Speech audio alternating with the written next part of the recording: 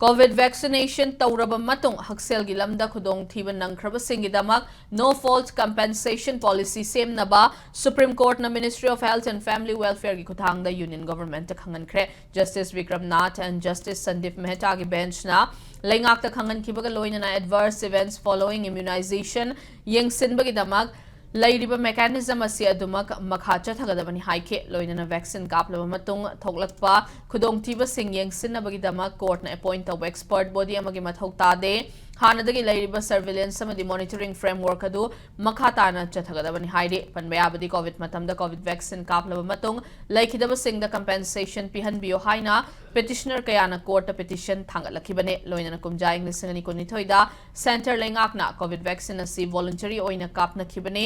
maram aduna compensation pibagi mathau tade haina counter affidavit file tawkhibane court na lengakta same na bakhangan kiba no fault compensation policy ase mioema vaccine kapa medical treatment natraga accident thoktuna leikhidaba matamda kanagumba amagi asoibani haiba proof yaudраbaso compensation fangnabagi system ne